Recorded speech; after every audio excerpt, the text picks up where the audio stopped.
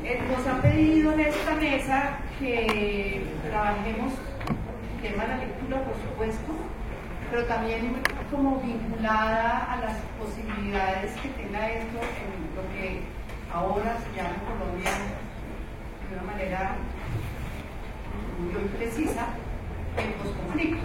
En esta conversación que tuvimos nosotros pensamos que quizás, pues, cómo se abordarían unas maneras nuevas de conflicto que aparecen más como al estilo de un conflicto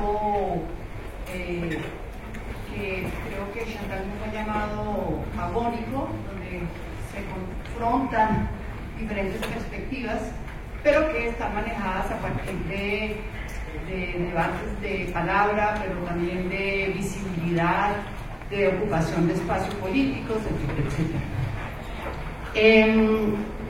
Yo, antes de hacer la pregunta, quiero, pues ya lo puse, me imagino que ya lo habrán leído, pero me gustaría leerlo si no les importa, a veces esto es como raro, pero esto es una cita de Walter Benjamin que publicó en dos textos, uno que se llama Experiencia de Pobreza y otro que se llama El Narrador. Son dos textos muy emblemáticos de Walter Benjamin. Estos son textos de 1931, 32, y son textos, es un texto que tiene que ver con la experiencia de la guerra que le significó a un testigo de la guerra, de la Primera Guerra Mundial. Entonces, digamos, voy a leerla porque me parece que la vocalización a veces ayuda. Una causa de este fenómeno es palmaria. La cotización de la experiencia ha caído y da la impresión de que sigue cayendo en un sinfondo. Cualquier ojeada al periódico de las pruebas que ha alcanzado un nuevo nivel mínimo, de manera que no solo la imagen del mundo ético ha sufrido de la noche a la mañana transformaciones que jamás se consideraron posibles. Con la guerra mundial, hablando de la primera, no de la segunda, comenzó a hacerse evidente un proceso de desarrollo que desde entonces no ha llegado a detenerse. No se advirtió que la gente volvía del campo de batalla, volvía enmudecida, no se advirtió que la gente volvía del campo de batalla enmudecida, no más rica en experiencia, sino más pobre en experiencia comunicable. Lo que 10 años más tarde se derramó en la marea de los libros de guerra era todo lo contrario a una experiencia que se transmite de boca en boca. Y eso no es extraño, pues jamás fueron desmentidos más profundamente las experiencias como lo fueron las estratégicas por la guerra de trincheras, las económicas por la inflación, las corpóreas por la batalla mecánica, las éticas por los detentadores del poder. Una generación que todavía había ido a la escuela en carro de sangre se encontró a la intemperie, en un paisaje en el que nada quedó inalterado salvo las nubes, y bajo ellas un campo de fuerza de torrentes devastadores y de explosiones, el ínfimo quebradizo cuerpo humano. Esta cita de Benjamin me ha acompañado muchos años y considero que es un lugar de la experiencia de la guerra que puede dejarnos mudos y volver a pensar qué es la experiencia de la vida. Y me parece que este foro, pensado así, y con los invitados que ha escogido Fundalectura, nos va a permitir pensar qué le puede hacer la lectura a este espacio que nos pone el reto de volver a construir una experiencia como ciudadanos. Entonces, la primera pregunta, y van a hablar primero, es les planteé qué considera cada uno de ellos desde el lugar que ha estado, que es lectura para ellos. Me parece que tenemos no toda la lectura es alfabética. Entonces, por favor, me gustaría que Jonathan, con su experiencia lingüista y con trabajo con indígenas, nos abriera este debate. Vale, muchas gracias. Buenas tardes.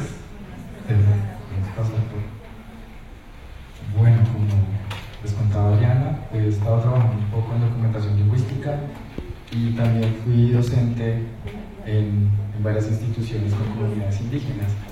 Por tal razón, la pregunta por las competencias de la lectoescritura en estas comunidades es muy importante, y pues es un punto de partida para cualquier currículo o para cualquier tipo de atención o propuesta pedagógica que uno quiera hacer en estos lugares. Esta es una cita de una investigadora que se llama Anima Echa, de un libro que salió el año pasado, antepasado, sobre los Macuna. Ellos viven en el río Paporis, y para ellos la lectura es una brujería, y la escritura es una brujería que hace parte de los poderes del blanco. Esta brujería está presente en el papel moneda, en nuestros libros, en nuestros computadores, que algunas veces lo manifiestan como que son nuestra chagra. Es decir, que el computador es el lugar donde nosotros construimos o alimentamos a nuestras familias, alimentamos a nuestros cuerpos. Ahí se cita: el cuerpo de los blancos está constituido de papel, los ojos y el espíritu son de papel, y por eso los blancos tienen banco de pensamiento de papel. El banco de pensamiento para las comunidades amazónicas es un lugar importante, porque tanto el hombre como la mujer tienen el banco de pensamiento, y es el lugar donde ponen la palabra y la ponen en comunidad. Cuando uno llega a las instituciones educativas, se da cuenta que para los grupos indígenas se ha creado la necesidad de producir textos en sus lenguas y traducirlos. Ha sido una necesidad bastante interesante en comunidades que ya están alfabetizadas, pero en otras en las que aún no hay procesos de alfabetización, pues es bastante difícil.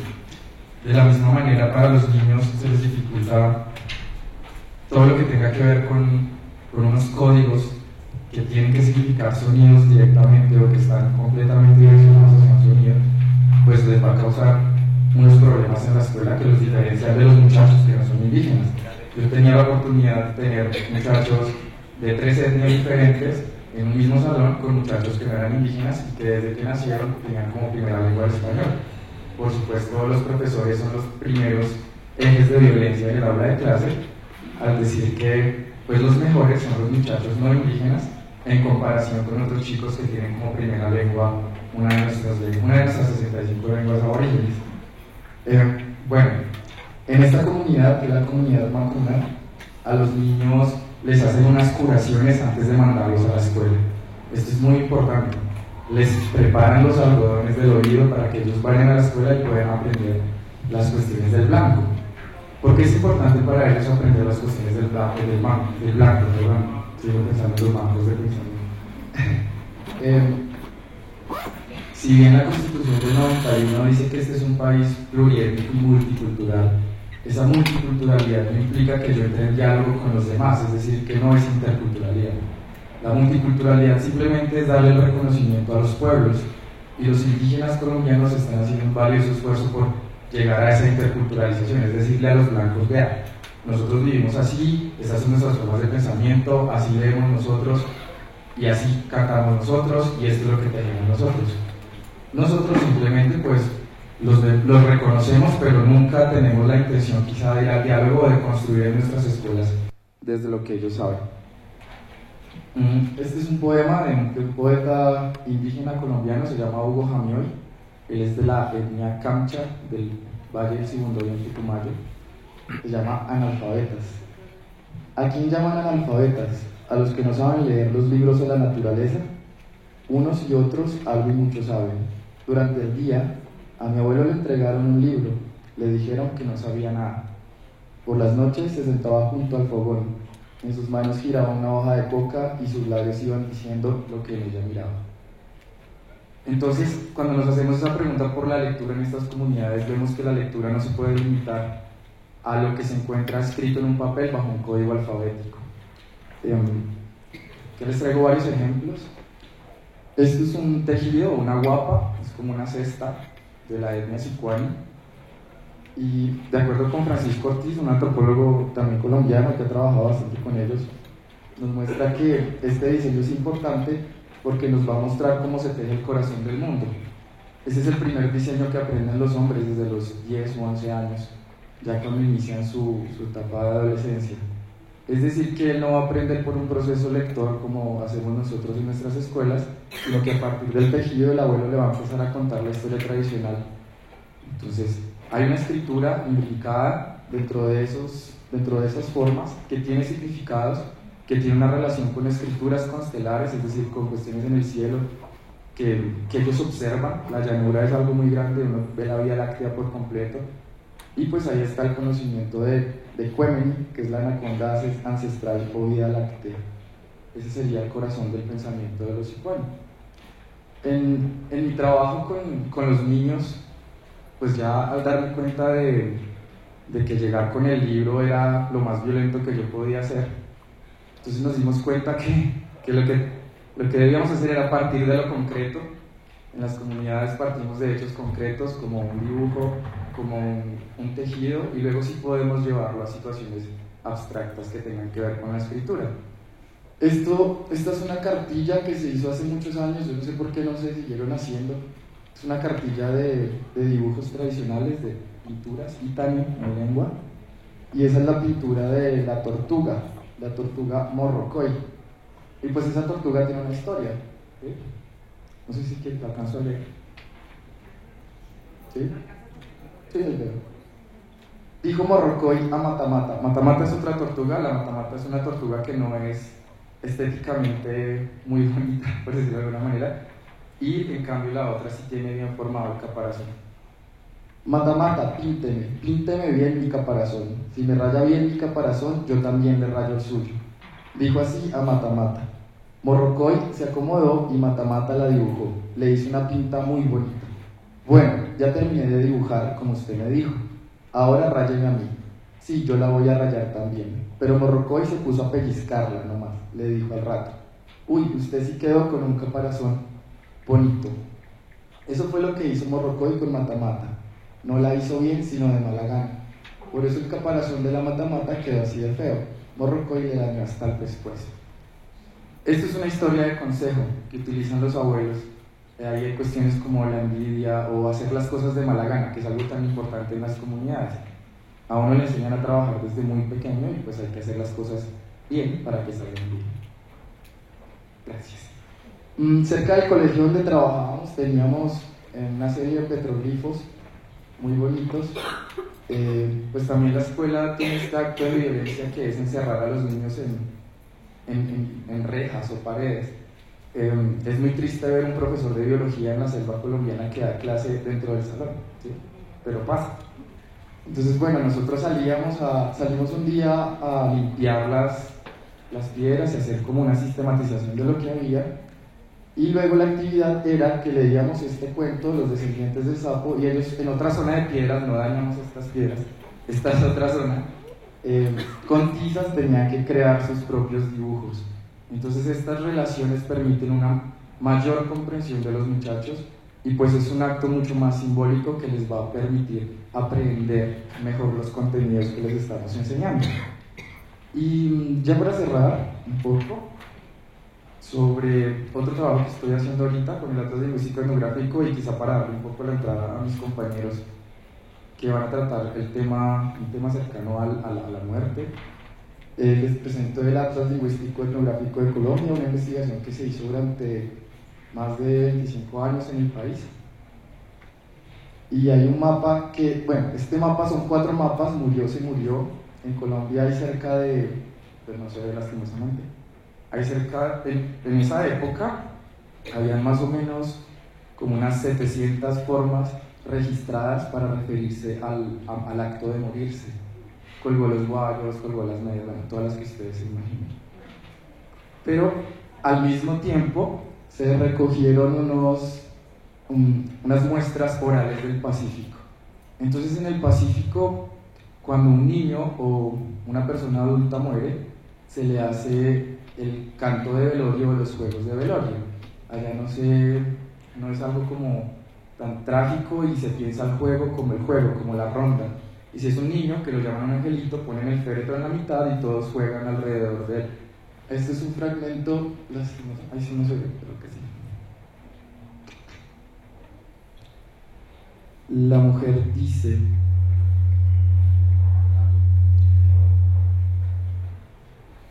no, espera.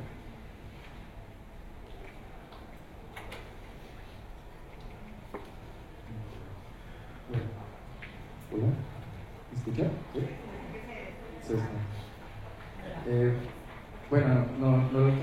leer acá, pero más o menos es como un canto de lamento que al mismo tiempo tiene unas marcas de realidad muy interesantes, sobre las cuales pues uno pensaría que en estas comunidades afro también la oralidad tiene punto de partida en cualquier proceso que después se piense de lectoescritura. La mayoría de cartillas de lectoescritura que están llegando a estos lugares están muy descontextualizadas, llegan fotos del Transmilenio o llegan cuestiones que en realidad los muchachos no entienden, porque su medio de transporte puede ser una chalupa por el río, ¿sí? Simplemente.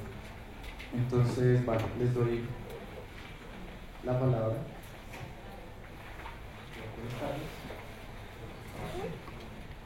Sí, está. ¿Me escuchas? Voy a retomar con lo que inició Adriana, que fue ese texto de Walter Benjamin, que parece muy apropiado para esto. Básicamente Benjamin lo que está diciendo que los soldados que llegaban de la Primera Guerra Mundial llegaban completamente nuevos. Eso ya es bien significativo. Entonces, lo que sugiere Benjamin es que llegan mudos en un momento en el que, curiosamente, abunda mucha información. Es decir, información por la prensa escrita, información por la radio, por el cine. Es decir, hay una abundante información al mismo tiempo que la gente enmudece. Y esa es como la primera sugerencia de Benjamin, ¿no? Y es que un componente tecnológico que logra capturar datos hace que las personas, pues al mismo tiempo, pierdan su capacidad de narrar. Que tiene que ver un poco con lo que está diciendo Jonathan en las culturas de cultura no alfabetizada desde el punto de vista letrado. Hay una pugna entre la oralidad y la escritura, ¿no? Porque se supone que la escritura, que es un componente tecnológico, va en contravía de la memoria unida a la experiencia.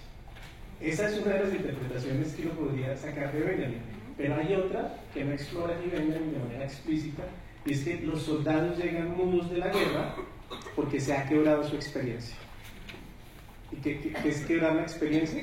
Que estas personas pasaron por un tipo de trauma, ¿no? La Primera Guerra Mundial es la primera guerra donde ya no es una guerra de trincheras. La guerra de trincheras supone que los combatientes se ven el rostro y se enfrentan cuerpo a cuerpo. De hecho, en el enfrentamiento cuerpo a cuerpo, y cuando se ve el gesto del enemigo, puede aparecer una ética de la guerra. Es mucho más difícil quitarle la vida a otra persona si usted le está mirando los ojos. La Primera Guerra Mundial lo que supone son bombardeos, tanques y una guerra tecnológica de gran destrucción, de modo que lo que vieron estos soldados fue algo que terminó siendo indecible. De modo que hay cosas que no se pueden pronunciar y que violentan la imaginación. Creo que esa es la otra opción, la otra manera de interpretar ese texto de Benjamin. Y el psicoanálisis ya da las pautas para decir que finalmente eso es lo que llamaríamos una experiencia traumática, que sería una contradicción, porque el trauma es justamente la ruptura o el quiebre de la experiencia. Cuando una persona o un grupo de personas pasa por una experiencia traumática, esta experiencia puede ser un desastre natural, puede ser un desastre tecnológico como Chernobyl, puede ser una masacre como nuestro contexto. Básicamente lo que uno llamaría trauma colectivo, porque hay un trauma individual, claro, pero también hay un trauma colectivo, y uno tendría el trauma colectivo como aquel que quiebra el tejido social, por un lado, pero por el otro, el trauma cultural tendría que ver con lo siguiente, que las personas que han pasado por la experiencia traumática se quedan mudas, como en el texto de Benjamin. Se quedan mudas, y cuando una persona va a entrevistar a una persona que pasó por este tipo de experiencia y le dice, cuénteme qué pasó, normalmente lo que dice es, la respuesta es gestual, ¿no? Encoger los hombros, hacer un gesto en el rostro y no tener palabras para describir aquello que ha ocurrido. Es decir, que la experiencia traumática quiebra los recursos simbólicos ordinarios que tenemos para dar cuenta del mundo. Y por eso en nuestro contexto de violencia extrema, cuando se trabaja con víctimas, con sobrevivientes, no es un azar que se trabaje con prácticas creativas, con danza, con escritura, con pintura, porque si las personas quedan mudas, de todas formas hay algo que está allí y puede expresarse por vía creativa.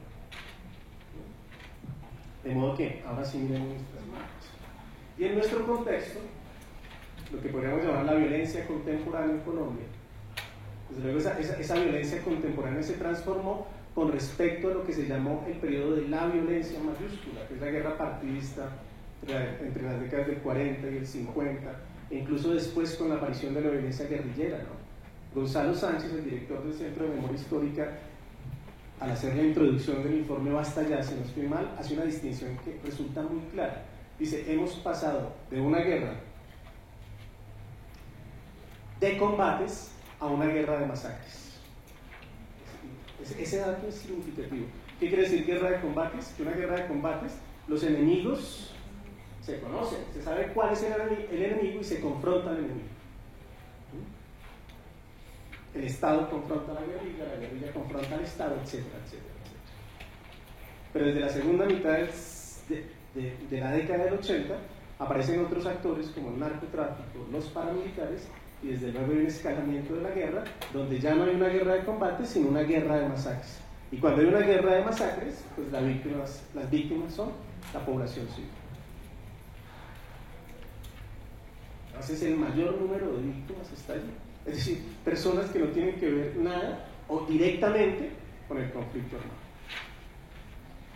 Y la guerra de masacres quiere decir que hay un repertorio de masacres que es endémico en Colombia, y en el periodo de la violencia todos lo conocemos por los relatos de nuestros papás o abuelos que dicen el corte de corbata, el corte de mica, el corte de florero, todo un repertorio no solo de masacrar a las personas, sino de exhibir el cuerpo masacrado. Una antropóloga colombiana escribió un libro emblemático, clave, se llama María Victoria Uribe, y el título es elocuente, dice matar, rematar y contramatar. Ese es el caso de nuestra violencia, ¿no?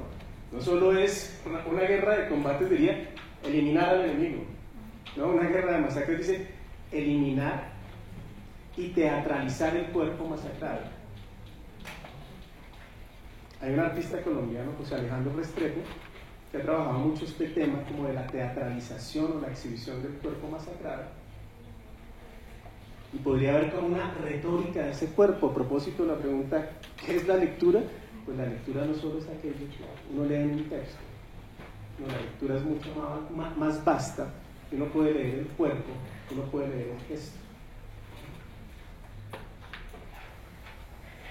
Entonces, tratemos les decía, entonces, que no es un azar que desde la segunda mitad, desde finales de la década del 80, por ejemplo, en el campo del arte, desde luego se transforme el recurso visual que se tiene en la historia del arte en Colombia. Si ustedes piensan en Débora Arango, en Obregón, en Fernando Botero, todos los tenemos registrados como artistas modernos. Resumamos y reduzcamos el asunto. La estrategia visual de estos artistas cuando se ocupaban de la violencia era ser expresivos, dramáticos en las formas de representación, ¿no? Que aparezca un cuerpo mutilado, un gesto de dolor, y a eso todos lo llamaríamos como un régimen representativo del arte, mimético. Sin embargo, la violencia es tan extrema que parece que los recursos tradicionales se agotaran y no pudieran dar cuenta de esa violencia, porque lo que se trata de dar cuenta es de algo que no puede decirse, para lo que no hay palabras. Es con lo que comencé, ¿no? Es decir, una experiencia traumática que quiebra los recursos simbólicos que tenemos para dar cuenta de eso.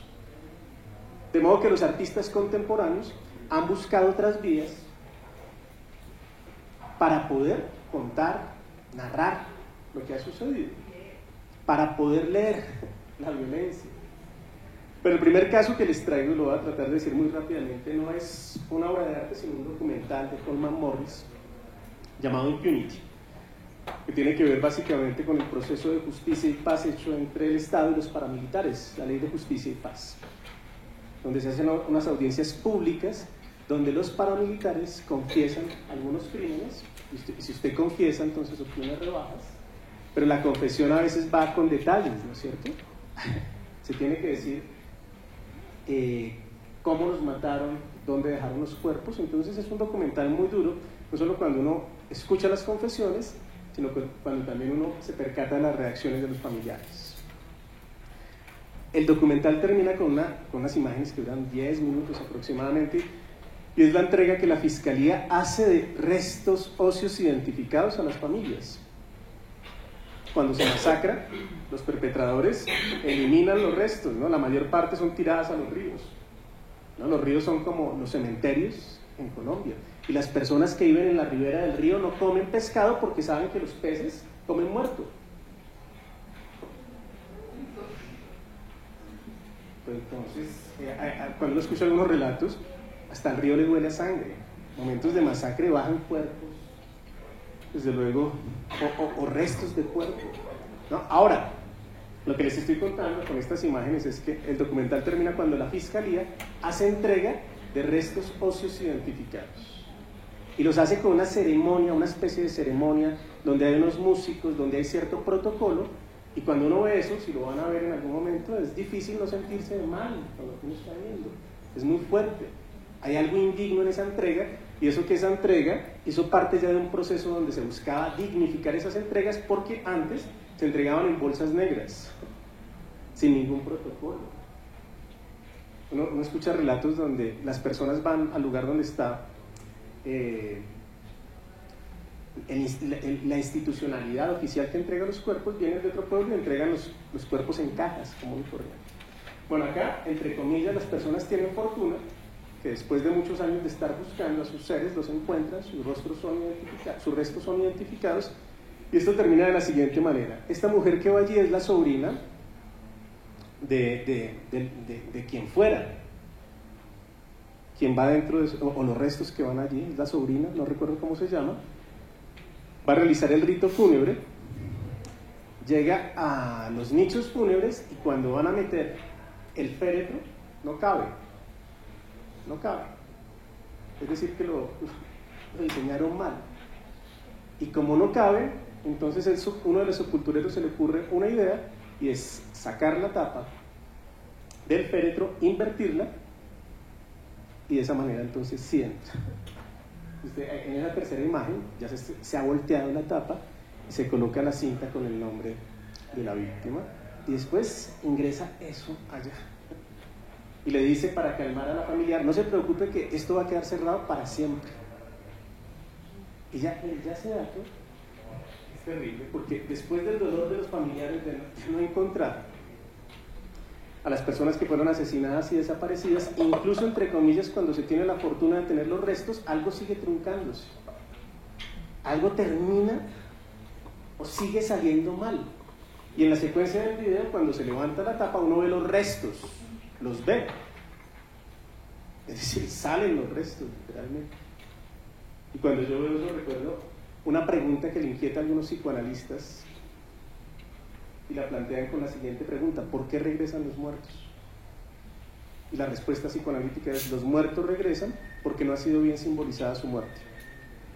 Es decir, su muerte no ha sido ritualizada. O en otras palabras, también digámoslo psicoanalíticamente, no se ha dado la segunda muerte a los muertos. Una cosa es la muerte biológica, otra es la muerte simbólica. Y la muerte simbólica tiene que ver con ritualizar la muerte. Por ello el psicoanalista dice: no es un azar que en nuestra época, desde la segunda mitad del siglo XX, se interese tanto por los zombies, por los muertos vivientes. Si es que tenemos Auschwitz, el Gulag, Ruanda. ¿Cuántos son? No es un azar, es decir, cuando hay tantos muertos sin enterrar y sin haber simbolizado, no es un azar que aparezcan de alguna manera. La siguiente diapositiva. Y esto, la literatura abunda en regresos de muertos vivientes, ¿no? El papá de Hamlet, el hermano de Antígona. Antígona es una de las hijas de Edipo. Polineses es otro de los hijos. Ecleotes también, les cuento rápidamente. Ecleotes defiende la ciudad que dirige o cuyo rey es Creonte, y Polineses quiere atacar la ciudad para hacerse con el poder. En el combate los dos hermanos se dan muerte simultáneamente. Sin embargo, Ecleotes tiene unos ricos funerarios por haber defendido la ciudad, mientras que el edicto de Creonte es que el cuerpo de Polineses esté fuera de la ciudad y no se le dé sepultura. Sin embargo, Antígona viola la ley, descubren el asunto, vuelven a quitar lo que había hecho Antígona, que es regar polvo seco, y Antígona vuelve y hace lo mismo. Leo rápidamente qué es lo que dice el texto de Sófocles. Dice: al cabo de un rato se vio a la muchacha, emitía los agudos lamentos del ave en su amargura, cuando divisa en el nido vacío el lecho huérfano de los polluelos. Así ella, también, cuando vio al cadáver al descubierto, prorrumpió en sollozos y lanzaba horribles maldiciones contra los autores del ultraje. Acto seguido, lleva con sus manos polvo seco y elevando un aguamanil de bronce bien forjado, corona al muerto con 3 libaciones. Al verla nos abalanzamos y le dimos casa al punto sin que ella se alterara lo más mínimo. Las imágenes anteriores es como que Antígona está presente, y Antígona es como impedir que se realice esa segunda muerte, la muerte simbólica, y cuando se intenta realizar se sigue truncando. Algo clave de este texto es porque Sófocles tiene que remarcar lo siguiente. Dice: un aguamanil de bronce bien forjado, porque el rito funerario, el aguamanil, es una vasija. Quiere decir que el rito funerario no se hace con cualquier vasija, que si bien hay que echar un líquido, un aceite, uno no puede llevar el aceite como una botella de estas. No, que el ritual rompe con el flujo cotidiano de los acontecimientos, que es algo extraordinario y tiene que marcarse como algo extraordinario. Cuando se invierte la caja, el féretro anterior, cuando se le invierte la tapa, pues ya no es un féretro, sino es una caja cualquiera, de modo que el rito se trunca, como si se hiciera con esto, ¿no? Sería un rito truncado. Vayamos a la siguiente imagen. No es un azar, y tengo el pantallazo de varios ejemplos de arte contemporáneo.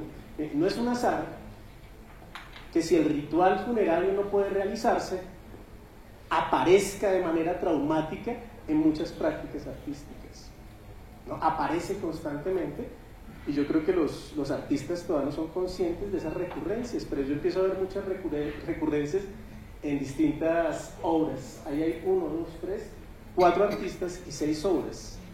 La primera de Juan Manuel Echavarría, que trabaja los nichos fúnebres del cementerio de Río Negro, Antioquia, donde los habitantes de Río Negro, cuerpos que son tirados al río quedan a la orilla del río, los recogen, los adoptan y les piden milagros, resumiendo el asunto. Entonces la obra Requiem NN de Juan Manuel Echavarría documenta eso con 3 formatos diferentes. Erika Dietes, esto se acabó de exponer en el Museo de Antioquia, la primera vez que se expone, se llama Relicarios, y fíjense todos los nombres, ¿no? Relicarios, sudarios, atrabiliarios, que hay una referencia constante a la muerte, pero no solo a la muerte, sino también a la manera de ritualizarla, ¿no? Desde luego nuestro componente es un componente cristiano, y el sudario está presente, y el relicario también, y esa es una manera en la que estas obras logran tener un efecto muy grande en los familiares de las personas desaparecidas. Pero Erika Dietes, los familiares de personas desaparecidas le donan cosas que eran íntimas de las personas que desaparecieron, cartas, fotografías, escapularios, y los coloca en una resina, pero la manera de exponer esto, cuando uno lo pasea, son 100 y pico. Además todo el espacio se pintó de negro y realmente uno camina y se siente que está caminando en medio de un cementerio. Vuelvo a insistir, ¿no? Cuando se niega la tumba, aparece por cualquier modo, que es como se manifiesta también el trauma, no es un retorno. Y yo creo que esos retornos se manifiestan simbólicamente, por ejemplo, en el mundo del arte. Doris Salcedo, porque ya se acabó el tiempo, esta obra que es de 1990 y pico, uno ve, estos son zapatos, desde lejos parecen fotografías, pero son zapatos reales que le donaron o que ella encontró en lugares donde habían desapariciones forzadas. La manera de exponer esto es que se construye una falsa pared, un drywall, se hace un rectangulito, se colocan allí los zapatos, y ya evidentemente uno entiende como la retórica del asunto, ¿no? Que es metonímica, la sustitución del todo, el cuerpo, por la parte, que es el zapato. Se convierte en un nicho fúnebre, pero además esto es cubierto con vejiga de vaca, y la manera de cómo se cose la vejiga con la falsa pared es con un tipo de costura que parece quirúrgico. Cuando se hace una autopsia y después se teje el cuerpo, es ese tipo de tejido lo que aparece allí. Y el efecto que puede producir es un efecto emotivo. Yo no lo he visto, pero cada vez que sé que alguna persona vio esa obra, no sé si tú la has visto. Pero yo le pregunto a la gente que me relata, y los relatos dicen, bueno, yo no sé qué es lo que pasó, pero se sentía algo extraño, ¿no? Algo que uno no puede decir, y finalmente lo que no se puede decir es aquello que violenta la imaginación, las masacres y las modalidades de masacre. ¿Dejo ahí? Bueno, Pablo, funciona de la sí. lectura. Bueno, después de Elkin, no es fácil seguir. Yo quiero retomar un poco en esta secuencia, quisiera retomar la posibilidad de la lectura como constructora de mundos, es decir, la respuesta para mí de qué es lectura es construir mundos comunes.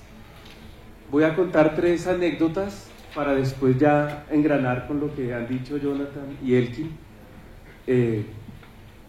y pensar un poco en nuestro papel en el posconflicto, que es lo que nos han pedido. La primera anécdota es justamente en un congreso de Fundalectura hace ya varios años, en la discusión que en ese momento estaba de moda sobre si se le debía hablar a los niños a media lengua o no. Un experto hacía una reflexión que me pareció muy interesante. En ese momento justamente mi hija mayor era bebé, y me nacía muy natural como fotógrafo aceptar sus palabras, es decir, incorporar las palabras de la bebé a mi vocabulario, a nuestro vocabulario familiar. Yo estaba preocupado si eso era bueno o malo para el desarrollo del lenguaje de la niña. Ese experto decía, hablarles a media lengua no es bueno, pero incorporar las palabras de los niños al lenguaje común es muy importante, porque es el momento mágico en el que el lenguaje se desarrolla. Es decir, si la bebé dice tan tan y el papá dice tan tan, y los dos se refieren a la bola roja que está ahí, a la pelota, ese es el momento mágico en el que el mundo es ancho pero no ajeno, empieza a apropiarse el mundo, a crearse un mundo con el lenguaje. Esa es una anécdota. La segunda es leyendo artículos sobre lenguas extintas.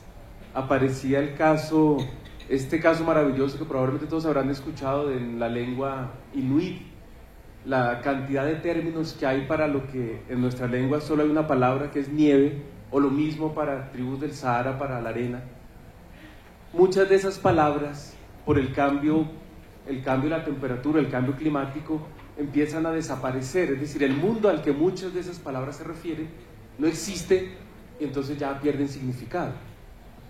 Esa es la segunda. La tercera es en estas mismas lecturas sobre lenguas extintas, unos expertos que decían, pensamos que una lengua desaparece cuando desaparece el último ser humano que la habla. Hemos descubierto que eso no es verdad. Una lengua desaparece cuando muere el penúltimo ser humano que la habla. Estaban entrevistando justamente a un viejo que cuando muere su amigo, ellos eran los últimos 2 que hablaban la lengua, cuando muere su amigo, este hombre enmudece, ya no tiene con quién hablar la lengua, y se niega a hablarla con los expertos, porque no tiene sentido que esa lengua quede archivada para él, porque ya ha muerto. Esa es la tercera. Ahora quisiera, Adriana, si podemos pasar el video mientras yo voy hablando. En estas reflexiones yo entendí, o quiero entender, lo que me ha pasado en mi oficio como documentalista y los últimos años con el Centro Nacional de Memoria Histórica reiteradamente, es comunidades que reciben al hombre, a este hombre otro, que viene de la ciudad con la cámara, cómo me acogen y quieren mostrarme el mundo que ha sido destruido, pero volverlo a nombrar.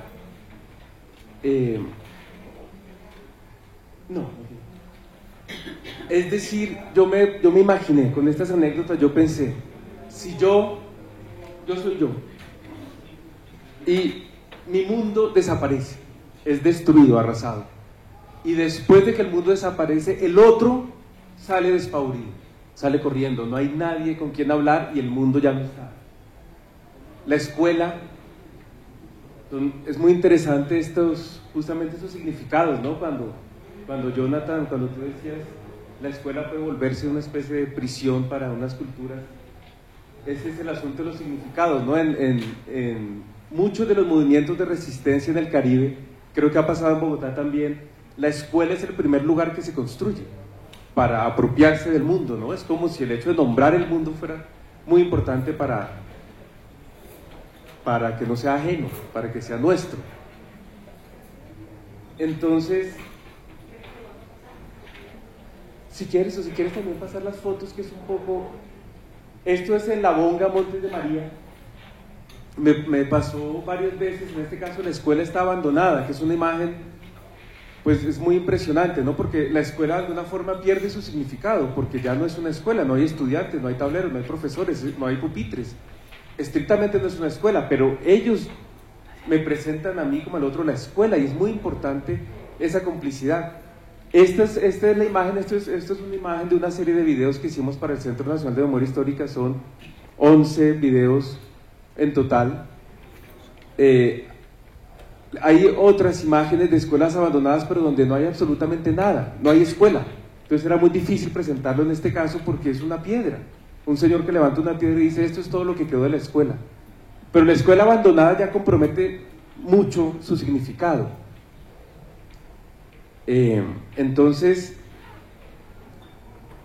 el papel del otro en este caso, yo creo que la manera como soy acogido como el otro de la cámara es para reconstruir ese triángulo en que la escuela vuelve a ser escuela porque así la nombramos, y yo soy otro, y la persona que asume el papel del yo puede volver a construir el mundo nombrándolo.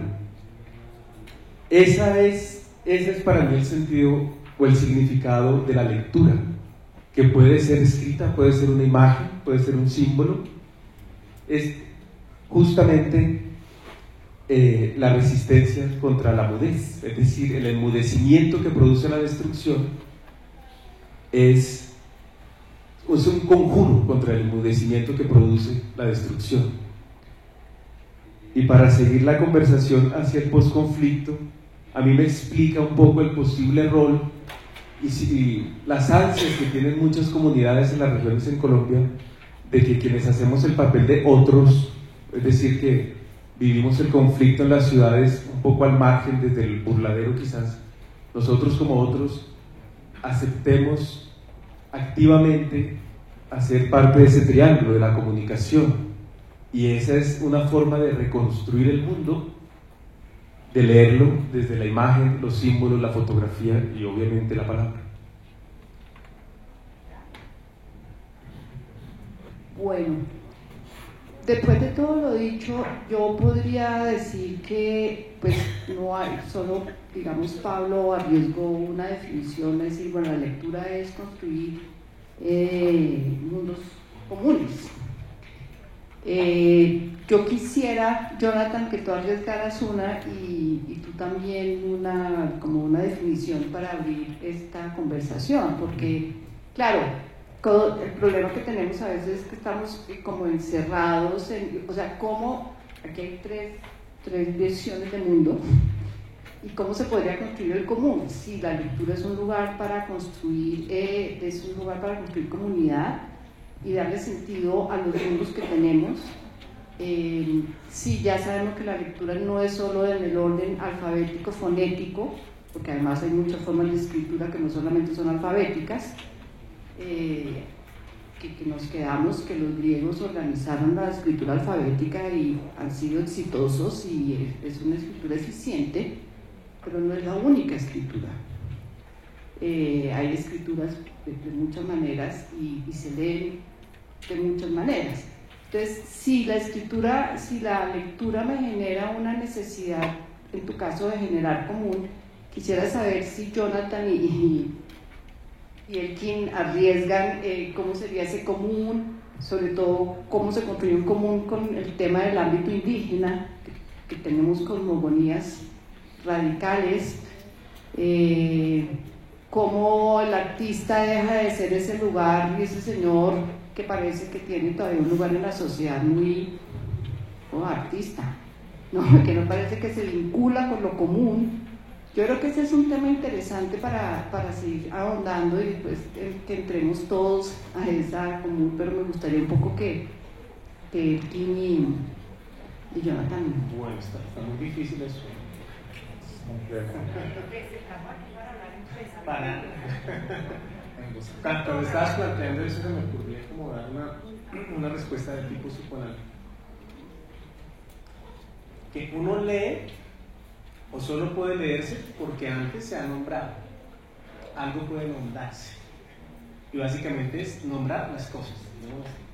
Se puede leer porque las cosas han sido nombradas.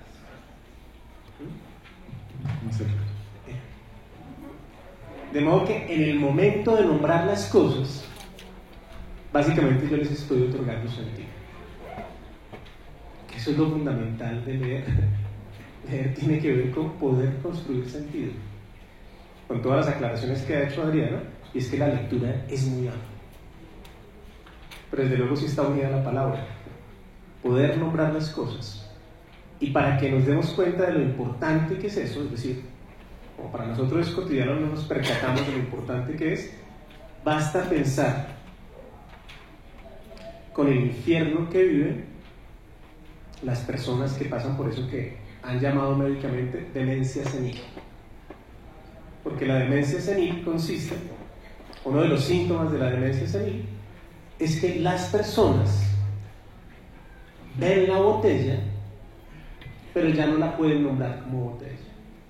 Y cuando usted ve la cosa y no puede nombrarla, pues lo que aparece es una gran angustia. Lo que en la demencia senil consiste es que el mundo de significantes se desbarata y queda desprovisto de significado. Esa podría ser una posible definición. No, ¿qué? No, sí estoy de acuerdo en varias cosas. Bueno, no, yo estaba pensando en la acción de leer, que pues es un verbo, ¿no? Pero leer necesita de cierta intención. Y si no existe la intención de leer y de querer aprender del otro, pues el acto de la lectura simplemente no se va a dar. Somos seres sociales y esa intención pareciese innata a nuestros seres. Cuando uno quiere aprender algo de un abuelo, pues uno debe tener la intención y saber preguntar. Entonces leer, además de una intención, necesita la pregunta como un acto también ahí al lado. Pensando un poco también en las cuestiones de los niños, ¿no? El niño siente la necesidad de comunicar lo que dice. Entonces, en esa forma es que insisto sobre la necesidad de la intención, y más que todo una intención que es dialógica, que es de buscar al otro, es de leer sus intenciones. Desde que somos pequeños aprendemos a leer los gestos de la cara o simplemente las nubes, si va a llover o no, ¿ves? Pero entonces todo esto está en un contexto en el cual no estamos solos. Entonces, para mí sería eso leer, por la lectura, como un acto. ¿Puedo decir algo o quieres decir algo? Bueno. No, tengo una inquietud. Tú que trabajas, que eres lingüista y tienes estos saberes. ¿Hay un verbo como leer en las comunidades? Es una muy buena pregunta, sí. Pues leer sí hay. Normalmente, sí, la acción de hablar y la acción de leer el mundo casi siempre está representada de la misma manera por una sola palabra.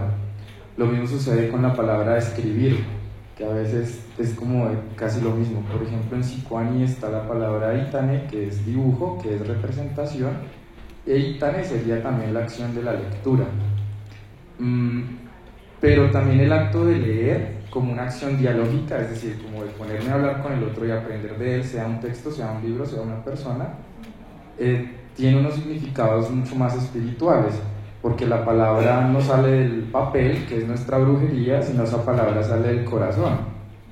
Entonces es una palabra que entra por la boca, se calienta y luego sale, pero pues también tiene una parte racional. Eso sería desde esta comunidad. Hay otras comunidades que efectivamente cuando llega a la escuela pues no conocen esa palabra, pero sin embargo hay algo siempre relacionado que tratan de involucrarlo. Esa intención que tienen ellos de leer al otro, de aprender su lengua, que a veces no tenemos nosotros, ellos la conocen perfectamente. ¿Cómo haces para traducirle a un niño que no ha visto un libro en su vida, que viene en principio un espacio oral? Todavía hay muy pocas comunidades que están allí, pero están, creo, para traducirle que tiene que aprender a leer y a escribir. Es más complejo cuando tú llegas a la comunidad y ellos tienen que enseñarte, ¿sí? Yo creo que el niño es uno como traductor cuando llega y sus mejores amigos, los mejores amigos de un traductor en una comunidad son los niños porque ellos son los que más fácil le enseñan a uno. La cuestión con la escuela es que se ha vuelto, o la lectura se ha vuelto una necesidad de las mismas comunidades, y antes los misioneros las imponían, los obligaban, los golpeaban, no les dejaban hablar en su lengua, los castigaban. Ahora las comunidades, desde los cambios constitucionales y bueno, lo han visto como una necesidad, ¿sí? Ellos siempre han insistido en que quieren aprender las formas del blanco para poderse defender y contar con ese poder. Pero pues yo creo que eso ya lo tienen ya desde muy niño se les dice, como está incorporado. Entonces el niño sabe que va a la escuela a aprender. Uno entra a la escuela y todos los niños están callados, no participan, y uno dice, wow, estos muchachos no hablan, ¿será que están mal? No sé qué, no, porque ellos vienen a escuchar. A ellos les enseñaron en la casa a escuchar, y existen las jerarquías y vienen a escuchar. Si uno les dice, pero ustedes ¿por qué no hablan? Porque el que tiene que hablar es usted es el profesor, usted es el que sabe, yo no sé nada, yo vine a escucharlo. Entonces, no sé si respondí. Pero, por ejemplo, porque pues ustedes quieren que siga contando, que ustedes quieren ya hacer preguntas. ¿Ah? Sí, yo creo que sería chévere que los hicieran hablar ustedes, hablando de los silencios y no sé qué, que lo que estamos acá. Micrófono. Bueno, paso el micrófono. Sí. Es que te están grabando, entonces. Hola. Bueno, mi nombre es Ana María López y soy profesional en estudios literarios. Yo quería preguntarles, bueno, cuando el trauma ha vaciado de significado el mundo de los significantes, ¿cómo hacer para renombrar eso? ¿Y cómo se relaciona ese renombrar o resignificar como con la elaboración del duelo, cuando muchas veces no va a poder materializarse en una pérdida?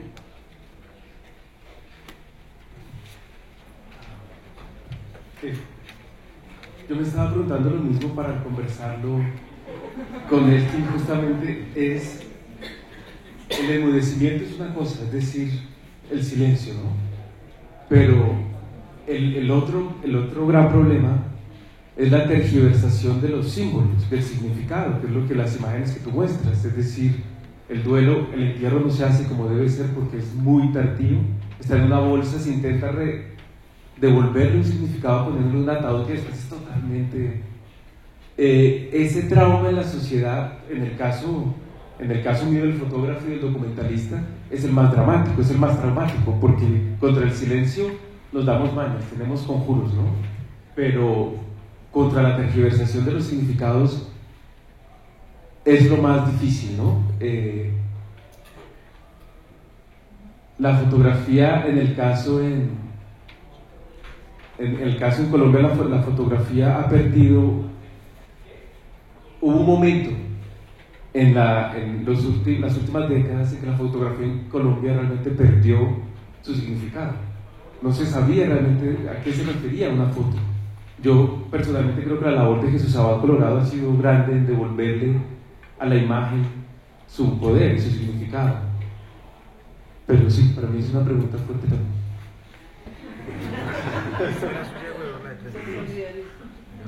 Pues básicamente, ¿en qué consistiría el duelo?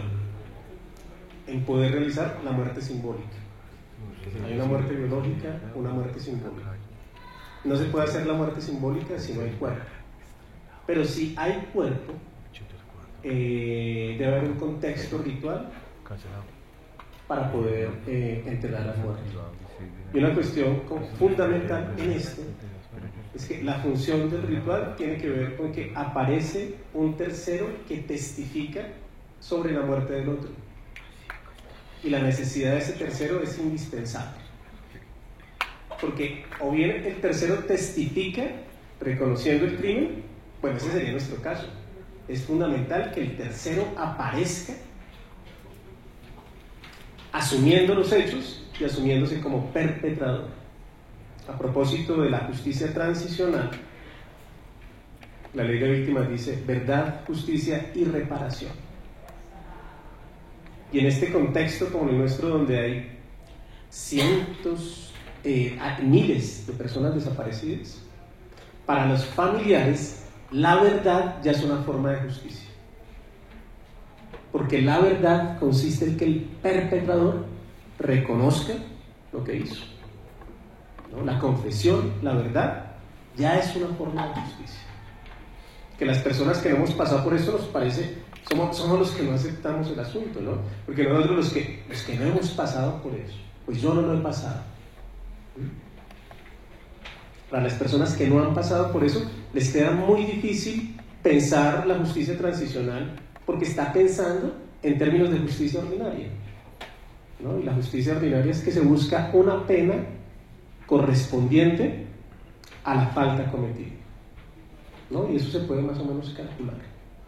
Lo que sucedió hace unos meses con el tipo que violó y asesinó a la niña en Chapinero, ¿no?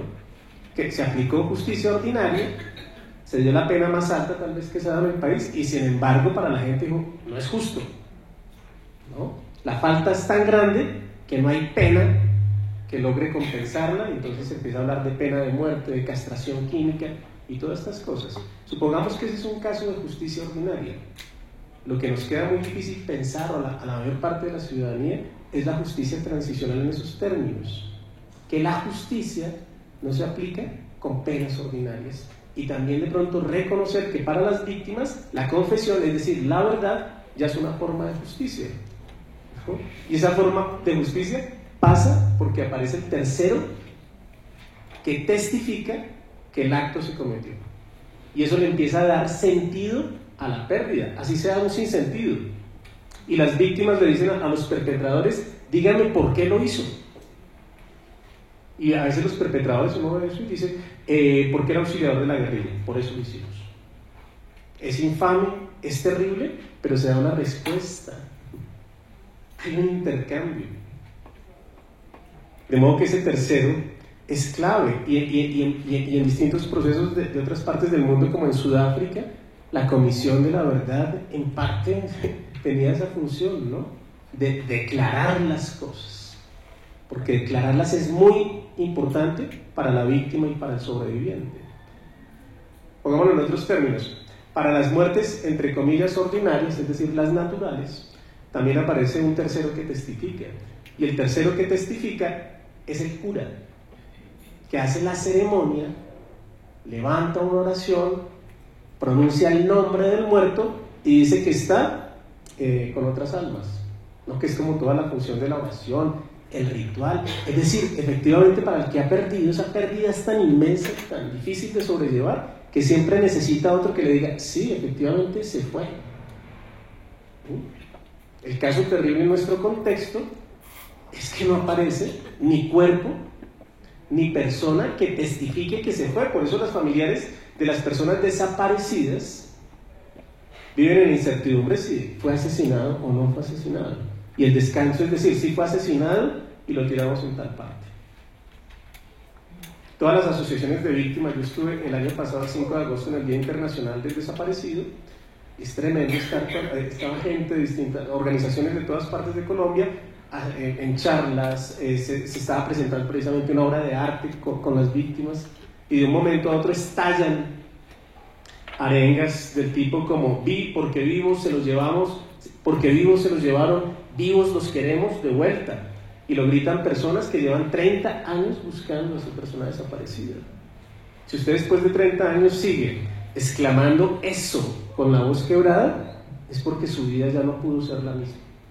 hago otra referencia psicoanalítica del famoso ensayo de Freud, Duelo y Melancolía, que distingue el duelo y la melancolía de la siguiente manera. Dice: en el duelo las personas dejan morir a los muertos, en la melancolía las personas se mueren con ellos. Y creo que ese es el caso de nuestra violencia. Repito, porque veo a las personas 30 años buscando a las personas, pues quiere decir que su vida ya no pudo ser la misma y se quedó detenida en un momento, que es el otro problema de las víctimas, ¿no?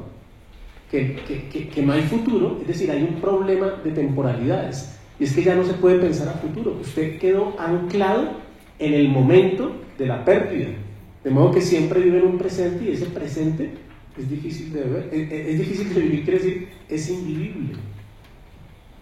Y ya dije muchas cosas, pero no creo haber resuelto la pregunta, pero...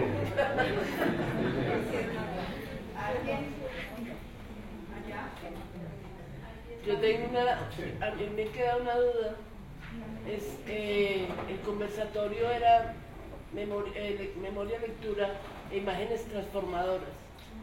Lo que siento es que el duelo de este país se ha representado mucho. ¿Ustedes creen que, la duda es cómo empezar un poco a construir, o esa representación ayudará a transformar este país, o necesitamos nuevas representaciones de pronto que no nos llenen tanto de duelo y melancolía y un poco más de vida?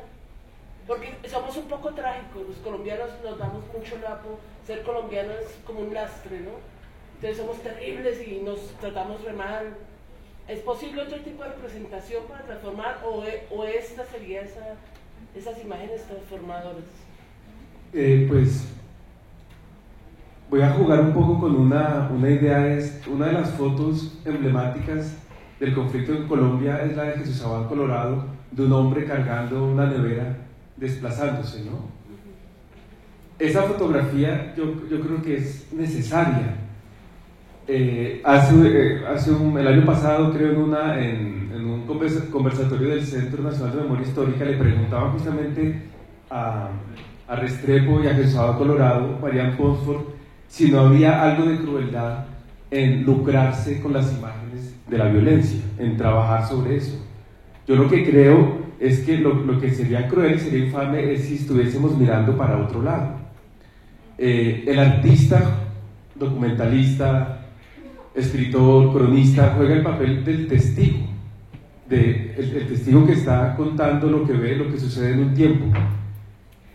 Yo estoy de acuerdo contigo en que este es un paso necesario, y la imagen transformadora para mí sería que la nevera de Jesús Abad Colorado vuelva a la cocina, vuelva a donde pertenece. Ahí estaría la transformación, pero en el proceso de transformación esto es necesario, sí. Pero estoy muy de acuerdo contigo en que la alerta que tenemos que tener todos es dirigirnos hacia allá, y por eso hablo yo del triángulo y de la pelota roja, es decir, y la reflexión sobre la pregunta, ¿cómo es tu nombre? De Ana María, que es volverle a la nevera tiene que estar donde está, la escuela tiene que tener los pupitres, profesor y alumnos, y la pelota roja llamarse pelota y estar en su lugar, ¿no? Bueno, yo creo que como parte de la reflexión que me hacía el simple título del conversatorio, las comunidades ya han resuelto esto, ellas han vivido en conflicto desde 1492, no es algo nuevo para ellos. Ellos, sin embargo, tienen cantos para la paz, tienen cantos para hacer las paces con el otro, y la clave de estar bien consigo mismo y con los demás es aprender lo del otro. Recuerdo mucho las culturas del Amazonas que cuando tenían estas disputas, para que se perdonaran y para que estuvieran bien, tenían que enviar a sus sabedores a que aprendieran las canciones tradicionales del otro pueblo. Entonces, en este caso, las imágenes transformadoras pasan por ese lugar, pasan por el lugar de la necesidad de que nosotros en las ciudades empecemos a interculturalizarnos, empecemos a leer a los demás, empecemos a aprender de los demás y de estas experiencias que tanto nos han dolido como país, ¿sí? Pues lastimosamente ellos van a seguir en conflicto en estos lugares muy precarios, lugares donde no solo estaba la guerrilla, y así la firma de la paz se haya hecho, pues tienen muchas problemáticas. pero pues ahí van danzando, ¿no? Ellos van caminando con nosotros y sería bueno también que en nuestros colegios miráramos la invitación que siempre le hago a mis estudiantes, como usted en su colegio siempre enseña la historia de afuera, pero pues acá hay mucha literatura. Con Fundalectura trabajamos a fin de año en una audioteca documentando lenguas indígenas, espero que salga pronto. Ya hay una primera versión, ahí hay cantos que los niños escuchen, desde el mismo lugar en el que el niño escucha otras formas de sonar las palabras, otras formas de cantar, otras formas de sentir, otros instrumentos. El niño aprende a escuchar y aprende a leer a los otros de una manera mucho más intercultural, por decirlo de alguna manera. Que en nuestro contexto es muy difícil no hacer referencia a la barbarie. El registro de la unidad de víctimas creo que ya lleva un cálculo, porque las empieza a contar desde el 1 de enero de 1985, y creo que el cálculo de víctimas va casi por los 8 millones de personas.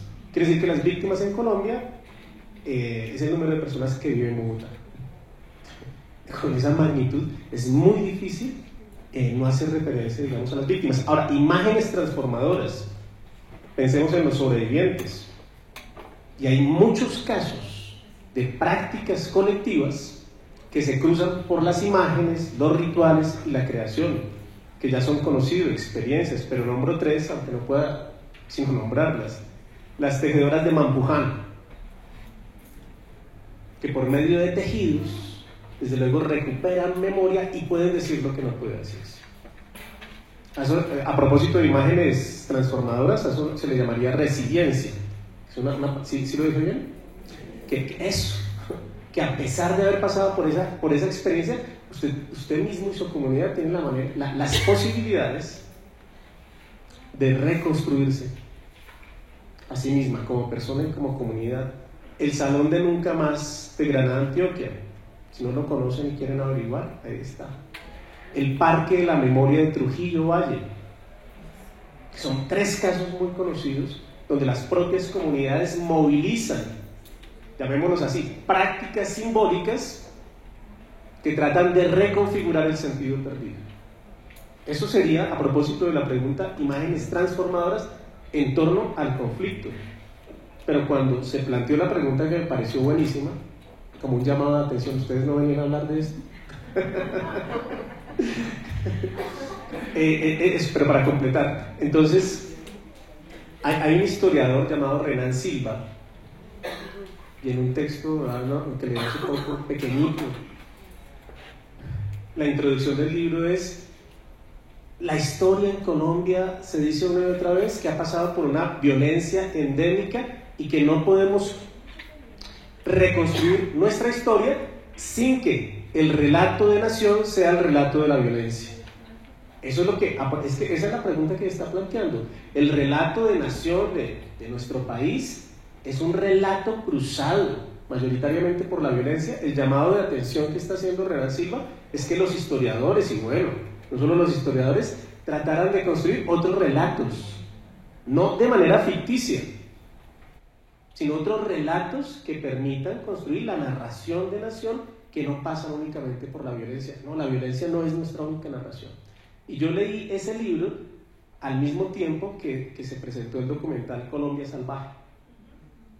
Y aunque Colombia Salvaje se puede criticar desde muchos puntos de vista, como termina la película donde dice, perdón decir esto, pero se dicen tonterías, porque terminan diciendo, el problema ecológico tiene que ver con usted como consumidor, dejemos de tomar agua embotellada, reciclemos la basura, cuando el problema tiene que ver, por ejemplo, que se le da licencia para la extracción minera a un poco de compañías que terminan envenenando ríos. Eso es criticable en esa película, ideológica. Sin embargo, a mí sí me llama mucho la atención que cuando yo fui a ver la película, la gente aplaudió. Y eso sí para mí ya es muy significativo, y por las redes sociales la gente empezó a averiguar que era el chiribiquete. De modo que ese documental, por muy criticable que sea desde lo ideológico, tuvo la capacidad de poner a circular imágenes que contaban otro relato de nación. Hago la salvedad, yo puedo criticar mucho desde muchos puntos de vista, pero que enorgullezca a la gente, la haga aplaudir al final de una película y la ponga a investigar por Google dónde queda el Chiribiquete, pues quiere decir que se está construyendo otro tipo de relato, y eso me parece que tiene valor. Por allá atrás hay una pregunta.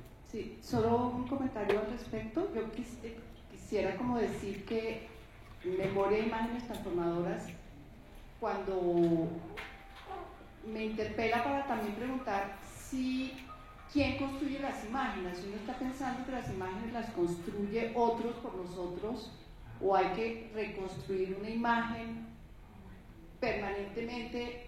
O sea, es una pregunta para los individuos, pero también para un colectivo. ¿Cómo nosotros construimos nuestras propias imágenes de nosotros mismos como personas y como colectivo? ¿Quién las construye?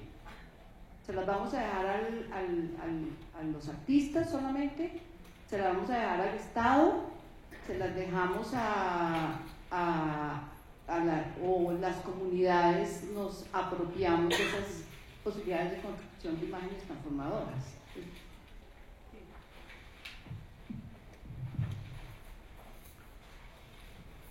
Buenas tardes. El año pasado, en un programa de radio, entrevisté a Cristina Bautista Salvador, una de las madres de los normalistas de Ayotzinapa. Yo decía Ayotzinapa hasta que la escuché decir Ayotzinapa. Y percibí en ella algo que yo había percibido a los 12 años. En 1977, un tío menor de la familia, desapareció. Lleva 40 años desaparecido, nunca más supimos qué ocurrió con él. Percibí en ella algo que percibí en mi familia cuando mi tío desapareció, y es que los deudos asumen que hay un implícito un pacto de lealtad, de no olvidar, entre el desaparecido y ellos. Y Cristina Bautista Salvador decía que uno de los normalistas de Ayotzinapa alcanzó a mandar un mensaje de texto. Alcanzó a mandar un mensaje de texto por el celular, y yo me preguntaba qué sentiría el familiar que leyó ese mensaje, el último contacto que tuvo con su pariente, qué sentiría al leer ese mensaje. Y quería preguntarles si para ustedes, de qué manera para ustedes es posible que la lectura resignifique ese inevitable pacto de lealtad entre el familiar y el desaparecido sin revictimizar. Muchas gracias por la...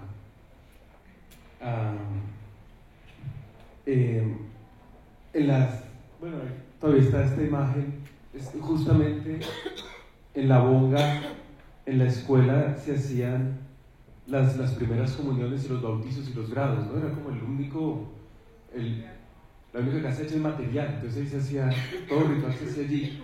Estas fotografías son del álbum de familia de una mujer, Janet, que ahora vive desde hace 10 años desplazada en Palenque, y pues gracias por ponerlo sobre la mesa. Yo creo que justamente ese es el ritual de ella diario, de no olvidar, ¿no? Mostrar estas fotos. Haber hecho este álbum de familia fue como lograr haber enviado ese texto, ¿no? Haber dejado como una señal del náufrago, ¿no? En la botella. Estas fotografías no es muy usual, ¿no? Janet tiene un tesoro allí y son muchas fotos, ¿no? De la vida en La Bonga, del marrano, la vaca, los partidos de fútbol, de béisbol, las fiestas, la feria del ñame más grande, ¿entienden?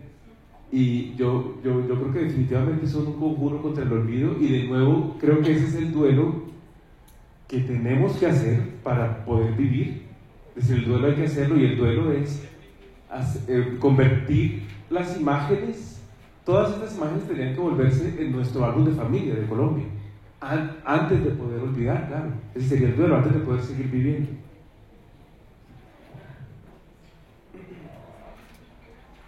Es muy difícil, es decir, con todo esto, las preguntas son difíciles y uno dice, que hay una responsabilidad cuando uno responde a algo que es de estas dimensiones. Entonces, pues recordaba como 3 cosas, porque la pregunta es, ese mensaje de texto era como un pacto de lectura que tenía que ver con el pacto de no olvidar, ¿cierto? Sí, digamos que todo el mundo asume cuando tienen desaparecido en la familia que hay un pacto de lealtad que consiste en no olvidar, y ese pacto lo está, cada día lo está simbolizando y resimbolizando el otro. ¿De qué manera la lectura podría ayudar a a sostener ese pacto de lealtad, pero sin revictimizar?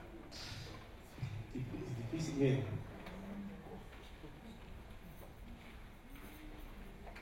Es que sobre esto, recordar u olvidar, no hay un consenso, ni teórico, ni en las experiencias. Lo que, según yo creo, es que para poder seguir viviendo hay que olvidar. O sea, ahí dije yo, según yo creo. Es decir, entonces, en contextos conflictivos como el nuestro, desde luego se apela a la memoria, no olvidar.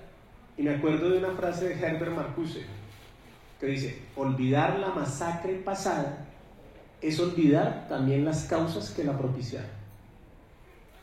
Entonces Marcuse dice: no podemos olvidar. Marcuse es judío y sus familiares terminaron en campos de exterminio.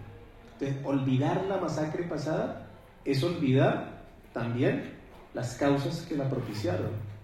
Yo no diría, pues, Marcuse, Adorno, pues el pacto de no olvidar está en la escritura. Los sobrevivientes de los campos de exterminio en construir las memorias, Primo Levi. No sé si también uno podría entender ahí la palabra con esa escritura.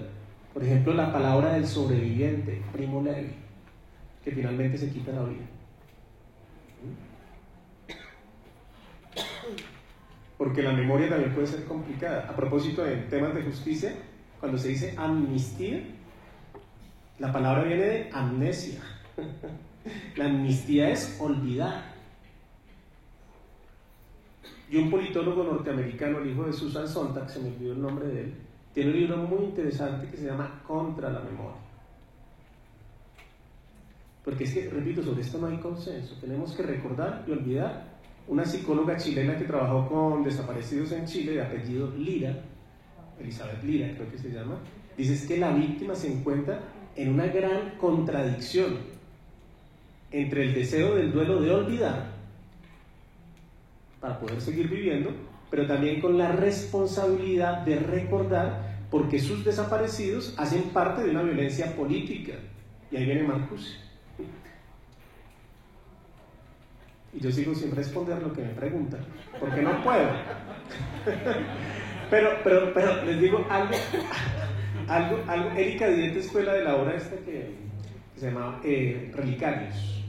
Erika Dietes no solo es artista, fotógrafa, sino que hizo una maestría en antropología, y yo leí la tesis de grado de ella. Nuevamente, es que el mensaje del texto me llevó como a eso, el mensaje del texto, porque a Erika Dietes le asesinaron a un tío, y lo asesinaron cuando estaban en Navidad y estaban en plenas villancicos, cuando en el noticiero aparece la muerte, el asesinato de su tío. Pues a mí me parece como el mensaje de texto. Usted está en una fiesta familiar, está gozando, está cantando villancicos, comiendo natilla, y de pronto en las noticias de las 7 no solo se anuncia que su tío fue asesinado, sino que aparece una imagen de su cuerpo caído dentro del carro donde fue acribillado. Entonces, también con respecto a estas imágenes, la pregunta es cómo liberarse de esas imágenes finalmente. Y creo que el proceso de duelo de Erika Dietes, leyendo esa tesis de maestría, pasó por entrevistar a todos sus familiares para reconstruir esos hechos. Y lo único que uno evidencia con todos los relatos es que ese evento traumático transformó sus vidas y no para bien. Recordar, olvidar. Ahí está como el conflicto. Uno ve con cierta frecuencia que, digamos, en lo que sería la resiliencia social, más la individual, hay dos cosas. Uno es la normalización, ¿sí? La normalización de las cosas. Digamos que mediáticamente se vende la idea de que son cosas de la vida, hay que olvidar, son cosas de la vida. Y eso hace que se normalice y se olvide dentro de eso que son conductas sistemáticas del Estado, que eso no es una casualidad, ¿sí?